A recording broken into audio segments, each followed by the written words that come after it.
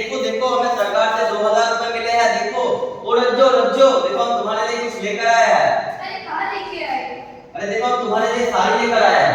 साड़ी? इतना पैसा कहाँ से मिला? वो सरकार ने घर बनाने के लिए जो 2000 रुपए दिए थे ना, उससे हम साड़ी खरीद कर लेकर आए। अरे राम, पैसा शायद बच्चों की पढ़ाई के लिए दिए थे, आपके लिए क्या खरीद लाया? वो तुम इतना परेशान क्यों होते हो? लो इसको पकड़ो पकड़ो, लो इसको पकड़ो और हमारे लिए खाना लगाओ, बहुत तेज भूख लगी है। ठीक है, जाते हैं हम।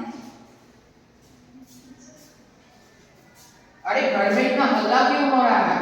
वो क्या है ना, सरकार ने हमें 2000 रुपए घर बनाने के लिए दिए थे, तो उससे हम साड़ी खरीद कर लेकर आए हैं। अरे सरकार ने 2000 रुपए घर बनाने के लिए कहाँ दिए थे? घर बनाने के लिए तो अलग से 30,000 रुपए दिए थे। 2000 रुपए तो बच्चों के स्कूल के आवश्यक चीजें खरीदने के लिए दिए थे, जैसे स्कूल यूनिफॉर्म, जूता, मोजा, कॉपी, पेंसिल इत्यादि। हम सुन रहे हैं कि आप बहुत दिन से अपने बच्चे को स्कूल नहीं भेज रहे हैं, ऐसा क्यों? वो क्या है ना गुरुजी, हम घर में बहुत व्यस्त रहते हैं, काम रहता है, इसलिए बच्चे को स्कूल नहीं भेज पाते। अच्छा, तो आप घर में काम कर रहे हैं लेकिन अपने बच्चे को तो स्कूल भेजिए, कम से कम उसे तो शिक्षित कीजिए। आप क्यों नहीं भेज रहे हैं, हमें बताइए बच्चे को स्कूल। पहली बात तो यह है गुरुजी कि ये दूसरी तीसरी कक्षा की पढ़ाई है, ये तो ऐसे ही पास हो भी जाएगा। ये कौन सी इंटर या बीएड की कक्षा है? अच्छा, पहली, दूसरी और तीसरी कक्षा इंटर या बीएड की कक्षा नहीं होती है?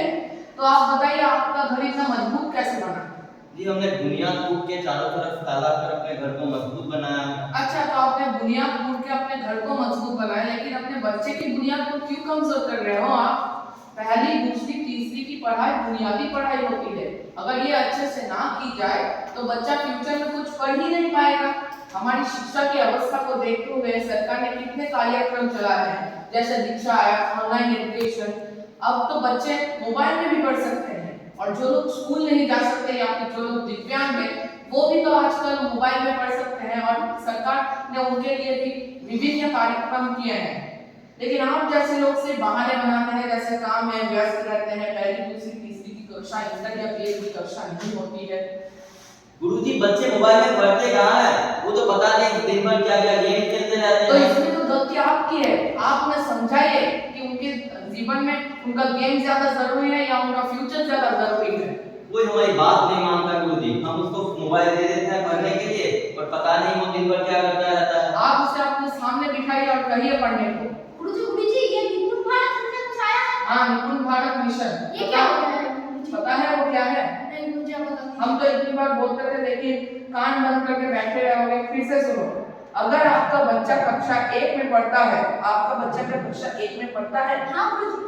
तो आपके लिए ये बहुत जरूरी है। आप सुनिए, अगर आपका बच्चा कक्षा 1 में पढ़ता है और वो 5 शब्दों वाले वाक्यों को सही से पढ़ सकता है एवं समझ सकता है, अच्छा गुरुजी। और वो 1 अंकों वाले संख्याओं का जोड़ घटाना कर सकता है, तो आपका बच्चा कक्षा 1 में निपुण है। अच्छा, फिर मेरा लड़का कक्षा 1 में निपुण है। आपका बच्चा शायद कक्षा 2 में पढ़ता है। जी गुरुजी।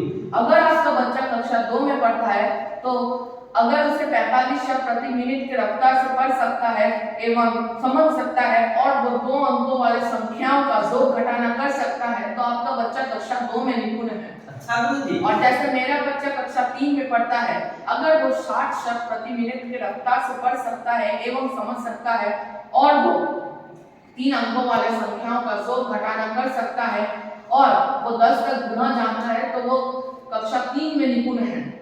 गुरुजी हमें तो ये सब पता ही नहीं था, पर आपने बता दिया। अब तो आपको पता हो गया है ना, तो कल से आप अपने बच्चे को स्कूल भेज रहे हैं या नहीं भेज रहे हैं? जरूर भेजेंगे गुरुजी। तो ठीक है, अगर आप कल से अपने बच्चे को स्कूल भेज रहे हैं, तो एक चीज ध्यान में रखिएगा, जब भी आप अपने बच्चे को स्कूल भेज रहे हैं तो उसे सटीक यूनिफॉर्म, किताब, कॉपी, पेंसिल, जूता, मोजा, बस्ता सब ठीक ठाक होना चाहिए। किसी भी चीज की कमी नहीं होनी चाहिए। पिताजी, मुझे स्कूल जाने के लिए यूनिफॉर्म, जूता, मोजा और पेंसिल चाहिए।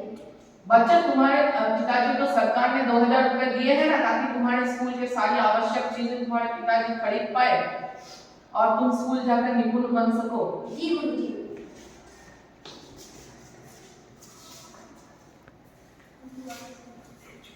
हाय राम, घर में ना अनाज है, ना सब्जी है, और ना पैसा भी कुछ भी नहीं है। बच्चे तो स्कूल से आएगा, उसे कैसे खिलाए? वो जब काम से आएंगे तो कैसे खिलाए? अब क्या करें? राधे राधे, इतनी परेशान क्यों लग रही हो? नमस्ते सेठानी। नमस्ते। वो क्या है ना, घर में अभी सब्जी और अनाज कुछ भी नहीं है और पैसे भी नहीं है, तो आएगा उसे कैसे खिलाएं, और थोड़ा सा समझिए। अच्छा, एक पड़ोसी जब मुसीबत में पड़ता है तो दूसरा पड़ोसी ही तो मदद करता है। ये लो 2000 रुपए और एक महीने बाद 3000 रुपए लौटा दें। धन्यवाद सेठानी जी, आप तो भगवान हैं। अरे रुको, पहले यहाँ पर दस्तखत करो, फिर। हाँ जी रजो दीदी, आपके घर में शक्कर है? हाँ जी, शक्कर तो है। ये क्या? ये मैंने सेठानी जी से को 2000 रुपये लिए थे और मुझे अगले महीने 3000 रुपये देने हैं। इसी बात में मैं वो कागज पे दस्तखत कर रही थी।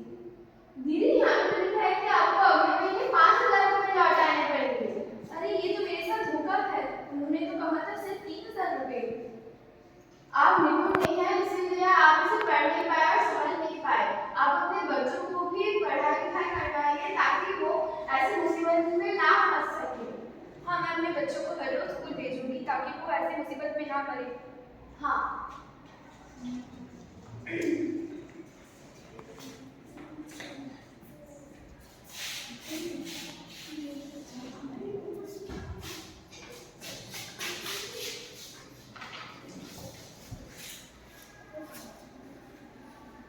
जी, आप ना बच्चे के पैसों को जो सरकार से देते हैं उसे हाथ मत लगाना। पता है आज शाम को मेरे साथ क्या होने वाला था? पहले सेठानी जी आई और मैंने उनसे 2000 रुपये मांगे, तो उन्होंने कहा कि अगले महीने मुझे ब्याज के साथ 3000 रुपये देने हैं और एक कागज पे दस्तखत करने को दिया।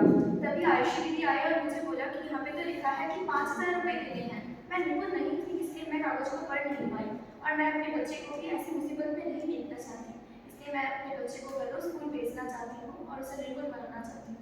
ठीक है, मैं सरकार के दिए गए पैसे को कभी भी हाथ नहीं लगाऊंगा और हम अपने बच्चे को रोज स्कूल भेज देंगे और निपुण बनाएंगे।